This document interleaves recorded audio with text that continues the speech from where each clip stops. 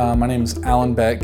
I'm 26 years old, and I love to play the game of basketball. I've been playing it for a number of years. First time I could ever slam dunk a basketball would be when I was in 8th grade, and I remember just steps worked out right. We were just playing pickup, steps were working out right. Went up, jumped off my feet, went up, and I was like, oh my gosh, I'm gonna be able to dunk this. So I remember throwing it down one-handed and just coming down, and everybody was just so like amazed and stoked, and everyone, 8th graders screaming and jumping and hollering. It was a blast, and just really felt really good to be like one of the first people that I know that could dunk. I remember, so I was serving my LDS Mormon mission, and it was P-Day, and it was my 18th month mark.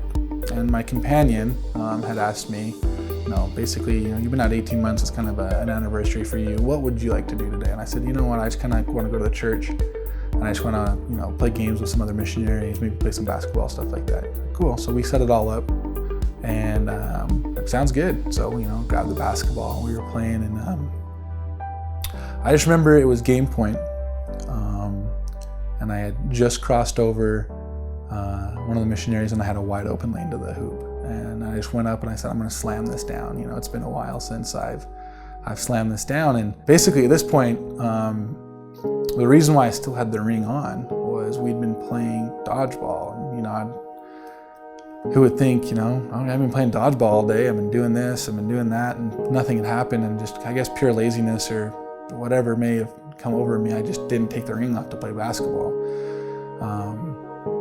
It was a stainless steel CTR ring. And as I had this open lane, I remembered everything was normal, took off, went up, slammed it, and then like right after I put the ball through the hoop, something was wrong. Like I knew something was wrong. And I came down, and it felt like, the only thing I remember saying was, something's wrong, something's really, really wrong. And I just had my left hand over my right hand. And basically the series of events that went from, okay, this happened, to having my finger amputated was, they came in, and the doctor looked at it, and he's just like, what, we're in Cookeville, Tennessee, we're at a regional medical center, there is nothing that we can do for you here. Like, just to be honest, like, we're gonna have to airlift you or take you by ambulance to another hospital. Anyways, they ended up having to transport me to Erlanger Medical Facility in Chattanooga, Tennessee.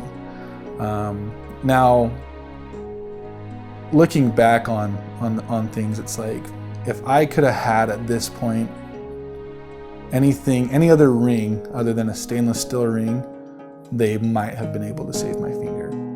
But because the ring was stuck on the middle knuckle, they had to saw the ring off, and it took them a very long time to get the ring off before they could transport me, basically put my hand in a stable condition.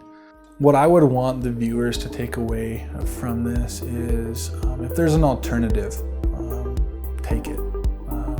Meaning that if you have a tungsten ring, if you have a stainless steel ring, even if you have one of those gold rings that most like my dad and that older generation wears, there's options out there now, and take the time to do some research and find out what's best for you in your situation. For me in my day-to-day life, the Enzo ring is huge.